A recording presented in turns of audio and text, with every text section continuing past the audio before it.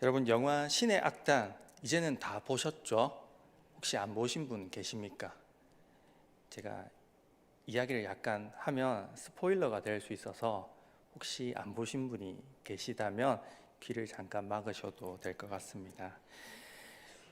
극 중에 박시우, 북한 보위부 장교인 그가 원래는 그리스도인들을 잡아서 가두고 죽이는 그런 일을 하다가 그가 결국 찬양팀을 맡게 되는 그런 일을 겪게 되면서 자신도 모르게 점점 스며들어서 하나님을 믿게 되고 나중에는 그가 죽이는 역할이었던 그가 나중에는 사람을 살리기 위해 자신의 목숨을 내어놓는 그런 결말을 가지게 되는 것을 보게 되었습니다.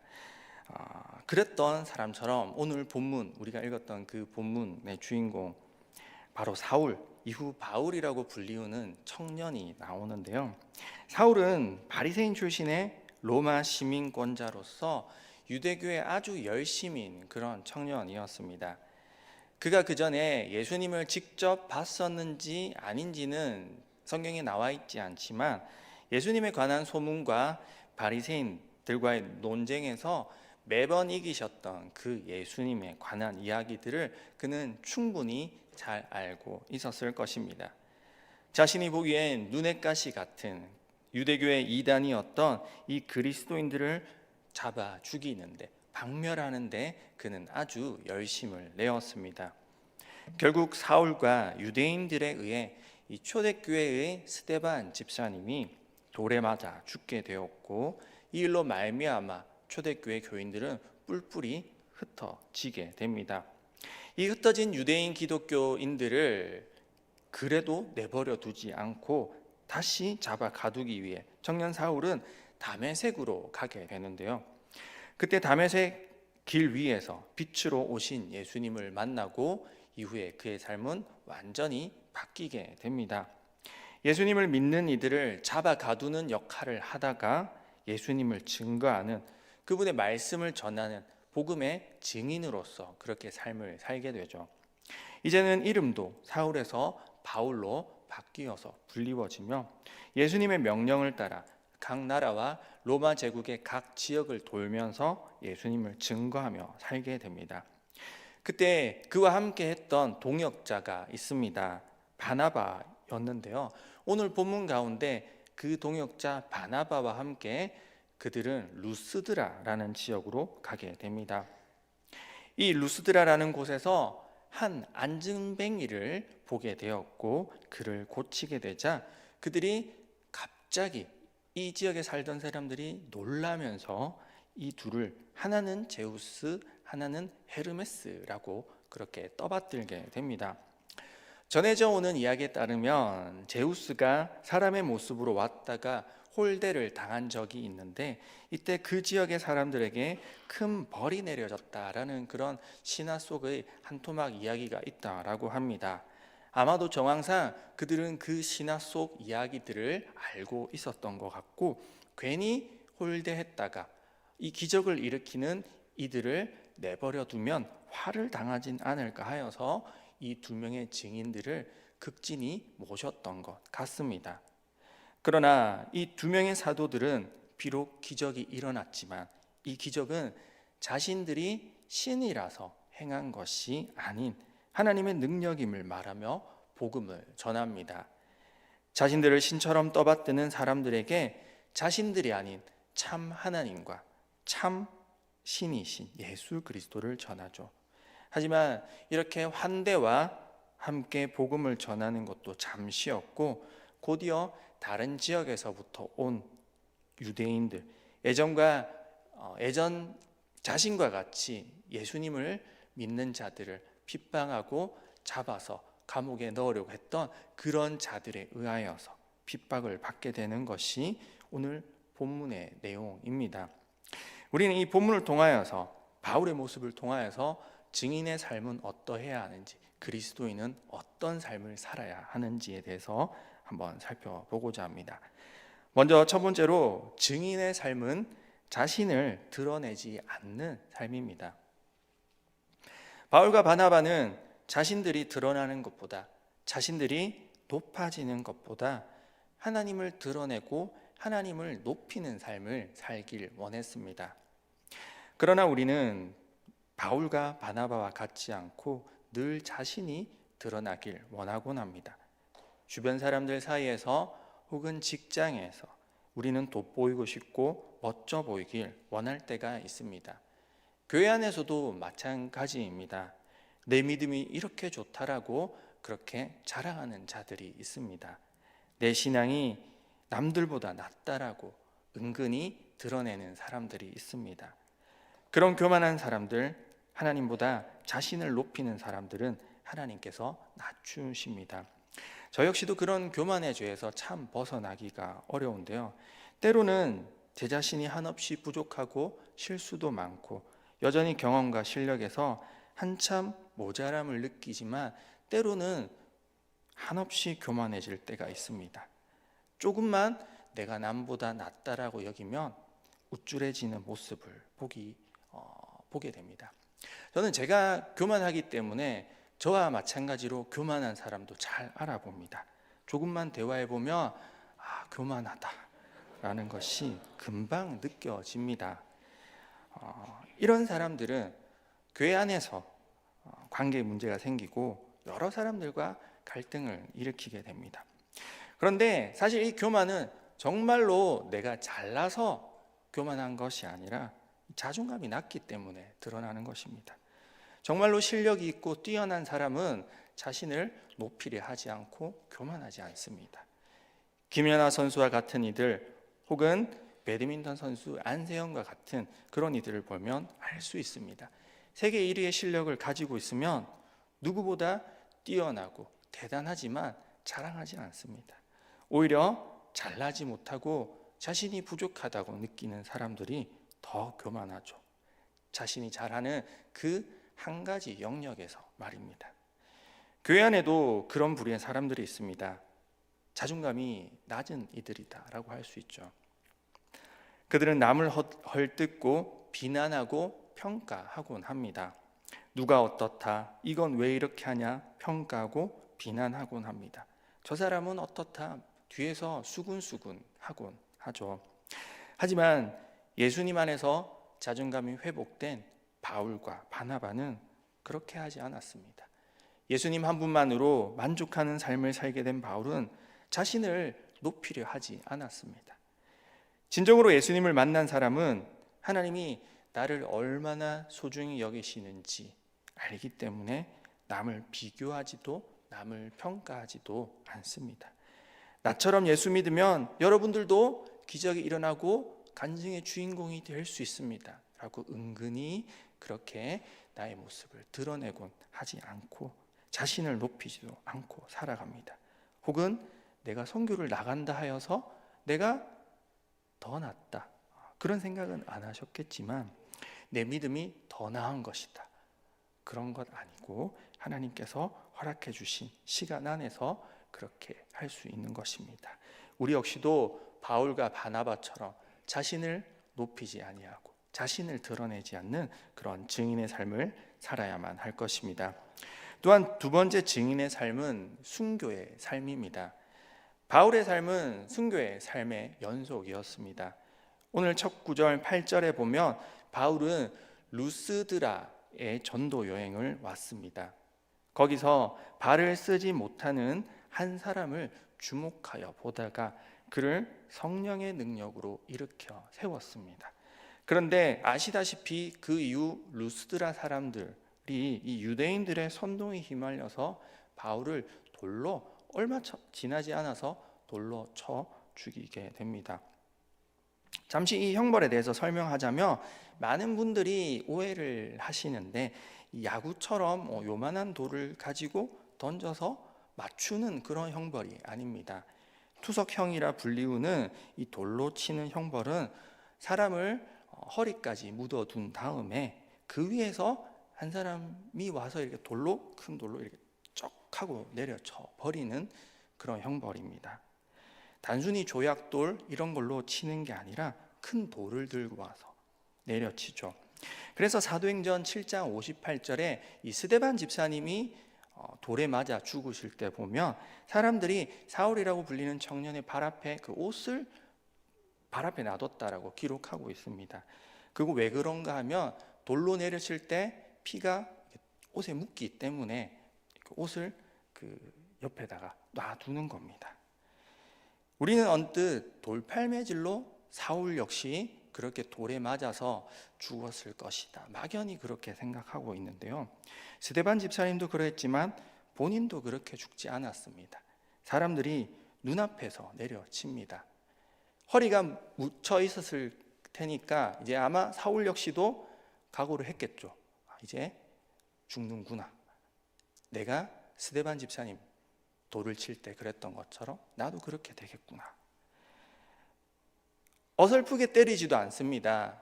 돌로 쳤는데 어설프게 치면 치는 사람도 힘들고 죽는 사람도 힘듭니다. 그래서 확실하게 내려 찍어버립니다. 제 개인적인 생각으로는 사도 바울은 죽었다가 살아나지 않았을까라고 그렇게 생각을 합니다. 그만큼 확실하게 죽이는 방법입니다. 어쨌든 죽은 줄로만 알았던 바울이 수많은 돌을 맞고 툭툭 털고 일어나 만신창이인 몸, 피투성이의 몸을 이끌고 다시 선교를 하러 갑니다. 오늘 본문 19절과 그 다음 21절까지 말씀 우리 다 같이 한 목소리로 같이 읽도록 하겠습니다. 시작. 유대인들이 안디옥과 이고니온에서 와서 우리를 충동하니 그들이 돌로 바울을 쳐서 죽은 줄로 알고 시외로 끌어내치니라. 제자들이 둘러섰을 때 그 성에 들어갔다가 이튿날 바나바와 함께 더베로 가서 복음을 그 성에서 전하여 많은 사람을 제자로 삼고 루스드라와 이고니온과 안디옥으로 돌아가서. 아멘. 근데 지금 사도 바울이 어디로 돌아갔다라고 말하고 있습니까? 21절에 루스드라로 갔다라고 말하고 있습니다. 루스드라, 돌 맞은 곳입니다. 돌 맞은 곳. 저라면 하나님 저 안 됩니다. 저 공황장애 올 것 같습니다. 저라면 그렇게 얘기할 것 같아요. 못 갑니다, 주님. 그러나 증인의 삶이 이러합니다. 증인의 삶은 순교의 삶입니다. 루스드라 가면 다시 돌 맞을 수 있습니다. 복음을 전해야 하는 곳에 돌을 맞아도 다시 들어가야 합니다. 하나님은 우리를 자녀 삼아 주셨고 우리의 친구 되셨지만 또한 우리를 복음의 증거자, 증인으로 삼아 주셨습니다. 증인으로 사는 데에는 기쁨과 행복도 있지만 여러 가지 어려움도 있습니다. 때로는 기쁨도 있고 기적을 일으켰을 때 하나님의 역사하심으로 즐거울 때도 있지만 때로는 비방을 들어야 하고 때로는 돌도 맞게 됩니다. 손가락질 받을 때도 있습니다. 왜 그러냐고, 왜 그렇게 유난을 떠느냐고 욕을 먹어야 할 때도 있습니다. 그러나 그것이 증인의 삶입니다. 바울은 이것을 알고 있었기 때문에 루스드라로 다시 간 것입니다. 무엇 때문에? 복음 전하러. 좀 더 정확하게 이야기하자면 죽으러 간 것입니다. 여러분 혹시 호주 선교사 헨리 데이비스라는 분을 들어보신 적 있으신지 모르겠습니다. 100여 년 전 호주에서 젊은 나이에 엘리트였던 그는 그때 당시 조선이라는 잘 알려지지 않은 나라에 관한 그 선교 소식지를 읽고 한국 선교를 결심하였습니다. 그래서 젊은 나이에 교장이 되었었는데 그 교장직도 내려놓고 1889년 10월 4일 서울에 배를 타고 도착하게 됩니다. 앞서 선교 활동을 하고 있던 언더우드 선교사님 집에서 5개월여를 머물며 선교지에 대한 정보를 듣고 한글을 익힌 후에 자신의 최종 선교지 부산을 종착지로 삼고 그렇게 부산으로 떠나게 됩니다. 그때 당시 부산이 한국의 관문일 뿐 아니라 대표적인 항구 도시였고 아직 다른 교단에 선교사가 제대로 있지 않은 상황이었기 때문이었습니다. 그래서 이듬해 1890년 3월 14일 그는 어학 선생과 수행원을 대동하고 부산까지 전도 여행을 본격적으로 떠나게 됩니다. 짐은 성경과 전도지 그리고 약간의 의약품이었다라고 합니다. 서울에서 출발해 충청도와 경상도를 거쳐 부산까지 보름 정도 걸리는 그 장거리 보도 여행을 그렇게 가게 되었습니다. 하지만 낯설고 열악한 조선 주막에서의 잠자리와 입에 맞지 않는 음식, 그리고 당시 3월의 날씨가 호주 본토보다 더 추워서 그는 곧 얼마 지나지 않아 건강을 잃었고 폐렴과 함께 천연두를 걸려서 몸이 몹시 쇠약한 상태가 됩니다. 그런 몸을 이끌고 마침내 4월 4일 날 가까스로 부산에 도착한 그는 급히 병원으로, 병원이라 해봤자 지금과는 비교할 수 없는 열악한 그런 시설로 이송되었지만, 부산에 도착한 지 하루 만에, 자신의 선교지 도착한 지 하루 만에 그렇게 사망하고 말았습니다. 어쩌면 너무나도 미련해 보이는, 정말 자신의 선교지에서는 도착만 했지 단 하루 선교도 하지 못한 그런 모습에, 그의 허망한 죽음에 모두가 낙심할 뿐이었습니다. 그의 죽음이 얼마 후 호주에 알려지자 호주 장로교회는 큰 충격에 빠지게 됩니다. 엘리트의 젊은 나이에 교장까지 하며 앞길이 창창했던 그런 젊은이가 한국에 간 지 얼마 되지도 않아 이국 땅에서 죽었다는 소식은 너무나도 허망하고 슬픈 소식이었습니다. 하지만 이는 오히려 한국 선교를 포기할 수 없다는 그런 여론으로 이어지게 됩니다. 데이비스 선교사님의 죽음 이후 오히려 호주의 한국 선교를 가속화하는 계기가 되었습니다. 1년 뒤인 1891년 호주 장로교회 선교회는 5명의 선교사를 파송하고, 그때부터 호주는 계속해서 한국의 선교사를 파송하였습니다.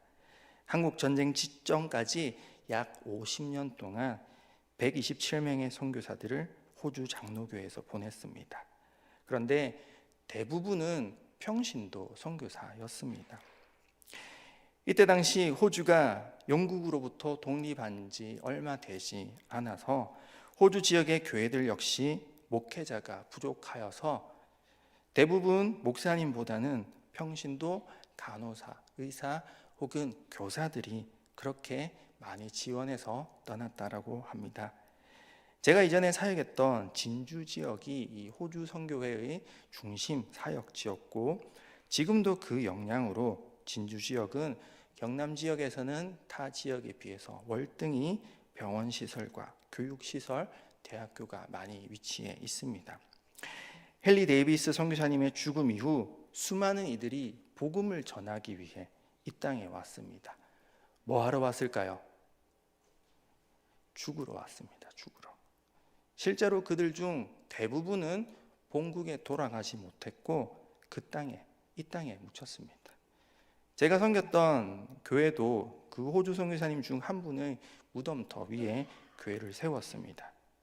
이렇듯 증인의 삶은 순교의 삶입니다. 그들은 증인의 삶을 살았습니다. 오늘 우리 역시도 증인의 삶, 순교의 삶을 살아야만 할 것입니다. 바울은 또다시 돌을 맞을 수도 있을 걸 알면서도 갔습니다. 그게 하나님이 맡기신 사명이었고 자신을 부르신 이유, 그리고 먼저 믿은 사람으로서의 의무였기 때문입니다. 오늘 우리가 가야 할 곳, 우리가 섬겨야 할 곳은 어디겠습니까? 우리들의 루스드라, 우리 각자의 루스드라는 어디이겠습니까? 오늘 내가 죽으러 가야 하는 곳은 어디입니까? 선교지 혹은 각 교회, 학교의 부서? 진짜 하기 싫고 진짜 죽을 것 같지만 내가 죽으러 가야 하는 곳은 어디일까요? 여러분들도 한번 고민해 보셨으면 좋겠습니다. 우리 선교팀도 사실 준비하는데 여러 가지 이유로 많이 힘들었습니다.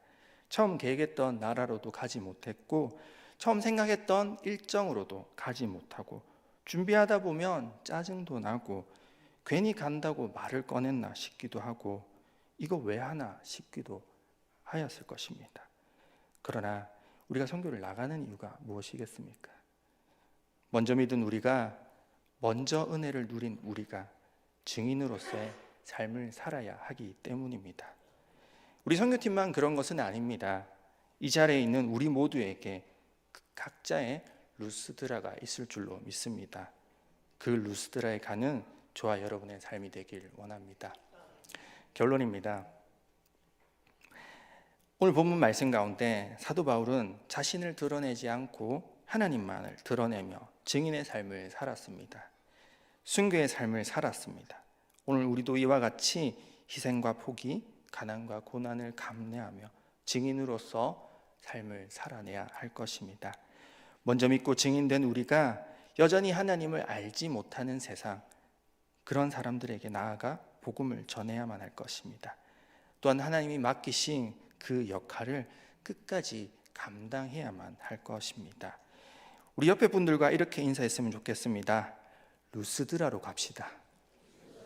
루스드라로 갑시다. 우리도 증인이 됩시다. 우리도 증인이 됩시다. 그 루스드라에 가서 하나님이 맡기신 그 사명을 감당하는 그런 저와 여러분의 아름다운 삶의 모습, 성숙한 신앙의 모습 되길 간절히 바라고 소원합니다. 기도드리겠습니다. 하나님 아버지, 오늘 말씀을 통하여서 사도 바울과 바나바가 어떤 모습으로 증인의 삶을 살았는지 저희들 듣게 하여 주시니 너무나도 감사드립니다. 주님, 저희들 먼저 믿은 자로서 하나님이 부어주신 은혜만 누리길 원하였고 하나님이 허락하신 그 간증의 이야기로 주인공으로서만 살기 원하였던 그런 모습이었음을 주님 앞에 고백합니다. 하지만 주님께서 우리들을 먼저 부르시고 먼저 믿은 자로서 많은 은혜와 사랑을 부어주신 것은 또한 그 사랑, 알지 못하는 자들에게, 하나님을 알지 못하는 자들에게 복음을 전하는 일에 저희들 보내시기 위함임을 저희들 알고 있습니다. 주님, 그 일에 귀하게 쓰임받는 우리 선교팀, 그리고 그 일에 귀하게 쓰임받는 우리 모두가 되게 하여 주시옵소서. 정말로 가기 싫고 정말로 그곳에 가면 죽을 것 같은 그런 루스드라, 우리 각자에게 그런 곳이 있을 줄로 믿습니다. 하지만 주님, 담대하게 주님께서 가라고 하시면 담대하게 그 길을 걸어갈 줄 아는 그런 성숙한 그리스도인으로 살아가는 우리 모두가 되게 하여 주시옵소서. 감사드립니다. 예수님 이름으로 기도드립니다. 아멘.